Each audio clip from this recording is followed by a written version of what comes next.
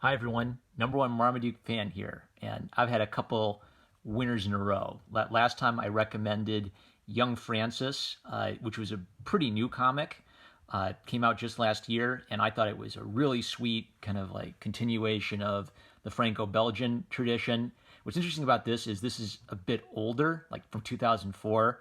And this is great. I've got to get the rest of this. So but it's for a completely different reason than why I liked Young Francis. So this is Sacrifice by Eric Schnauer, the story of the Trojan War. So I saw Trojan War. I said, okay, I'll grab that. And I kind of thought, well, why isn't it the Iliad by Homer? And that's because this is Eric Schnauer's version of the story of the Trojan War. So he's obviously drawing from Homer, but I had to keep like Wikipedia open while I was reading this to look up all the Greek names and mythic figures because Greek myth is crazy.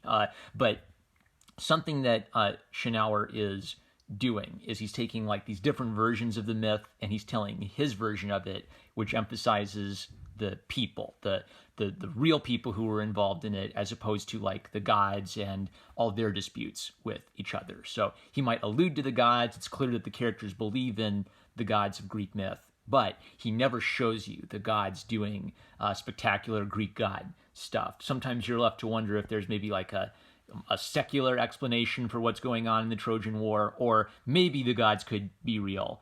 And what this does is this puts all the emphasis on the human drama of the characters involved in the Trojan War.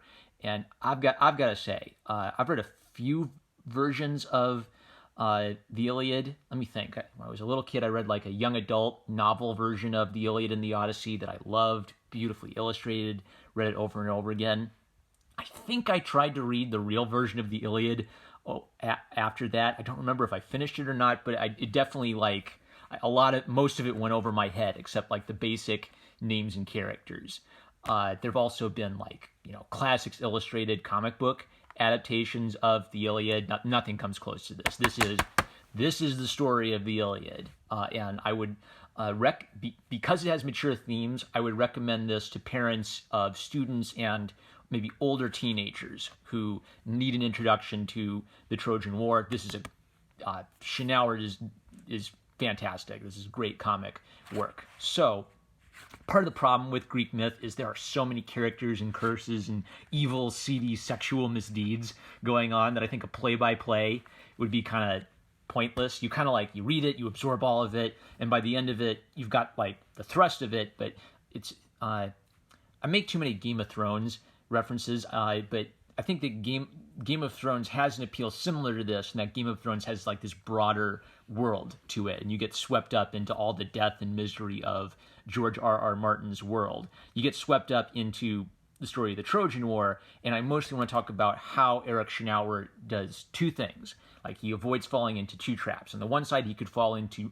too many Greek names, too many Greek gods, Greek. It's all Greek to me. I don't know what's going on. And on the other side, he could have fallen into the trap of dumbing it down and making an Iliad for little babies, right? Edutainment, hey kids, let's learn about Greek history version of the Iliad. What Schnauer has done is he's made a sweet, dope, old school comic book version of the Iliad that does not pull punches on all of the seedy stuff. That's why this is for older readers. The Greeks did every naughty thing, okay, gang? Every naughty thing, the Greeks did it. So I'm not going to do a complete play-by-play, but I am going to try to talk a little bit about Schnauer's adaptation. This is book 2, so props to Schnauer for getting me up to speed, even though I missed all of book 1. I read like the little article at the beginning with like all the seedy things that happened in book 1, and he's great at dialogue. Like every time they look at, Telecos, son of Polykos or whatever, they'll say his name and they'll say the people he's the son of, and his granddad was Heracles or Theseus. So that helps you just keep things straight because there's so many Greek gods and everything. And he also draws faces and costumes so that you can keep straight who's who visually. It kind of reminds me of John Romita Sr., that old school romantic, heroic comic book story. But what Schnauer also has is a lot of facial variety and a lot of historical research that just make this really rich and understandable and accessible. So one of the big overarching themes from the Iliad that you can't miss is Helen and Paris, where Paris kidnaps Helen from Menelaus, and Helen falls in love with Paris, so she has allowed herself to be kidnapped off to Troy. And really, these two young, selfish, stupid people who are in love with each other set in motion a series of events that affects everyone. So many lives. Like, this would have been one of the other things that stuck out to me is how everybody's related to everybody. Like, they perceive each other as two different countries, but everyone's like mother or aunt or uncle is on the other side of the war. So this was just devastating for all the people involved, and it was set in motion by the face that launched 1,000 ships, and of course, props to Schonauer for actually drawing a beautiful woman who looks like she has the face that could launch 1,000 ships.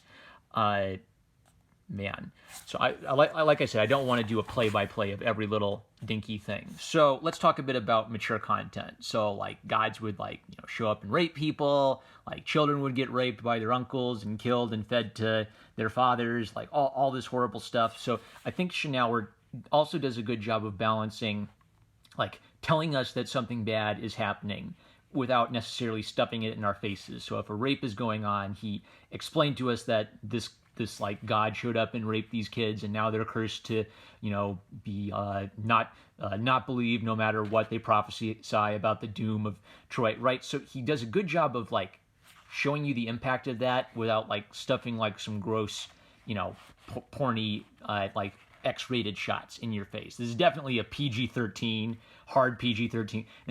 Maybe more like a 16 and up book, but it shows you the reality of the Greek myth and the bad stuff going on without like pornifying it or making it sensationalistic. So he'll explain the bad thing that happened. You'll feel the impact of that on the characters, and it is impactful because it's just sickening, a lot of this stuff. But he doesn't celebrate that, I think. Why did I underscore this? So this is just like a good example, I think, of all his facial structure, like nice aquiline nose, like kind of pot-marked face with like a double chin. He gave Paris this cheetah's garment so we could always pick him out instantly, which helps so much keeping these people straight. I even noticed that he drew Menelaus with blonde hair, and I thought, oh, I wonder why that guy has blonde hair. And then when I looked up Menelaus on Wikipedia, he was the golden-haired one. So that's part two, is all of the research. Like everyone's family history gets mentioned. All of this. Wow. Okay, this was like a good example of where she references Zeus becoming the swan, and then this Zeus in the form of a swan raped or seduced her mother, and she describes this as something her mother told her, but she wasn't sure she believed. So that's kind of an example of how the supernatural, like Greek mythology aspect is discussed by the characters, but it's not explicitly said to be actually what happened. And I just really love all the variety and like the little speckles on the fog and the water and the ripples building up to the ship and the figures shrouded in fog reduced to lines. This is great comic art.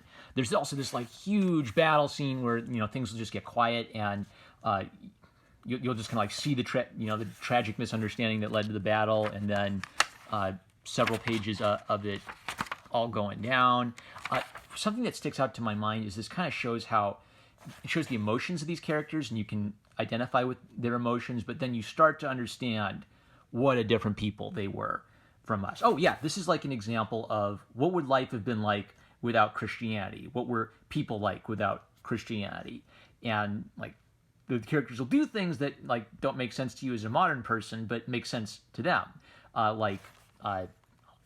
King here, whose Greek name I've forgotten already. The Achaeans, the Greeks, show up on his shores and start killing people, so he leads them into battle. His wife, a warrior, excuse me, he's a son of Hercules, by the way. His wife charges into battle because she was a warrior princess, and she dies. So his brother's been killed, his wife has been killed by the Greeks, and then two of his brothers, his brother and two of his nephews, come from the Achaeans to him and say, hey, we're sorry we attacked you, and he forgives them. And you think, what? Why would you forgive these people? They murdered your wife, they murdered your brother. And it's because it's not like it doesn't hurt him, but they just had a completely different perspective back then. Like, it was a tragic misunderstanding that we attacked each other, but hey, you guys are my brothers. I can't hold a grudge about that. We need to, and then there'll be all like these family honor things, like, come brother, come help us attack Troy. No, my family's in Troy too. I can't betray my family in Troy. And everyone's always getting cursed and condemned to a miserable life and condemned to, almost sleep with their mother, but maybe not at the last minute. All right, so I like this because it just has the outline of Hercules, who's referenced continually. And so by making him a gutter, it's like he's there as a presence, but we never see Hercules. We never see Hercules doing like God stuff. It's only them like referencing it. Why'd I mark this? This was interesting because, Agamemnon's another good example. So he is leading this expedition to Troy, not because he particularly cares about getting Menelaus' wife Helena back, but because he wants power. He wants Troy's city, he wants Troy's shipping routes, he wants complete dominion. So for Agamemnon, this is an opportunity to get to do what he's wanting and sack Troy. I like that he has this little curly mustache because I can just point it right at Agamemnon and Menelaus and spot them just like that. Boom. Once you know who they are and basically what their jive is, then you can find them super easily. This guy, other Greek dude, has kind of like this. There's this comedic subplot where he really is popular with the soldiers, and so sort of by accident he keeps forcing Agamemnon and Odysseus to be better leaders because it's almost like by accident he's becoming a more popular king than Agamemnon is. So so-and-so Greek name is going to go hunt for food to feed to his men. They think that's ridiculous, but then they realize, if he does that, we're going to look like bad leaders. So I like this because this is a good example of Shinower using comic conventions to make a comic that feels like a comic. So like the comedic expression lines are supposed to be consternation or being upset and surprised. So they're just kind of realizing, we gotta go hunt at night or we're gonna look bad. This is a great example of humanizing this material and making a young comic reader, not a young comic reader, like a young adult, upper teenage comic reader, connect with these characters and ideas because they understand the language. What is this guy's name? Now it's bothering me. Way too many Greek names. You can't. But that's not his fault. That's the Greeks' fault for filling their myth with all kinds of characters and stuff. Why did I mark this? Well, every character has a subplot. Every character has emotions to them, and we're just continually being shown aspects of their lives, aspects of what's going on, and we feel it in every character. Agamemnon's been cursed because his father was a murderer. That's the least messed up thing in Agamemnon's family history. And his wife's been cursed, and Helena have been cursed to never stay married to a man too long. They're cursed to always marry bad men. So there's badness in their family. Achilles, I think, raped someone, but then she seems to love him. So was it a forcible rape? Or I don't know. There's so many questions that get left open by Greek myth, but what Shinower does by kind of showing the facial expressions and through kind of the understandable dialogue is you start seeing all of these as people, all of these as very complicated people who feel like they have this burden and this curse and this destiny, and also this great opportunity and this great vision of what they want to do. So Achilles is stupid and he's all about glory. I want honor, I want glory, I want a short life where I can achieve glory. I don't care about a long, boring life. And Achilles is gay. So what's important about this is what I like about Shinower's adaptation as opposed to any other adaptation is most of them do the Cliff Notes version where you say, okay, here's Achilles, here's Hector, okay, here's the Trojan horse. Because this is a longer book, Shinower gets to show a lot of things about these characters that you couldn't do in the G-rated version of these books. So Achilles gay, he's going to leave his wife and children so he can chase his best brother-in-arms around forever. Oops, I ran out of storage again. So I was in the middle of saying Achilles gay and he's going to leave his wife. And I like Achilles because he's kind of an idiot, but he's almost kind of admirable for just how committed he is to wanting to die a glorious death in battle. So these are complicated characters, and I have decided to. I think I've said most of what I wanted to say. I just wanted to point out a couple cool things here. So, when the Achaeans are trapped on the beach and they can't get to Troy because the wind is against them, this shh sound effect appears in the gutters, and it becomes burdensome because the gutters are a place where your eye rests. This means we get no rest everywhere where this sound effect appears, and it's almost like we can feel, we sympathize with the characters because it's starting to drive us mad a little bit. And Agamemnon's literally going mad because the theme of sacrifice, it all runs throughout this book, but all comes to a head. Like this image on the front has some significance that I won't spoil towards the end because you should get this book. So I want to show part of this page. So there's like this, whole like, insane thing in his hair of like all the perverted, murders and rapes from his family's past. And as he reflects on this, it's like he feels the weight of this curse on him, and he can't escape from it. So the question Agamemnon has to face is, can he sacrifice his daughter he loves in the name of sacking Troy and reclaiming Helena? So great. And then like he's getting split in half by the weight of the decision. I love it. It's standard, fun, clean, easy to understand comics, and then big over-the-top scenes at the most emotional and crucial points. So my conclusion is Eric Schonauer is making great comics, and he is humanizing the Iliad, making it his own version of the Iliad, mixing in some different sources other than Homer into it.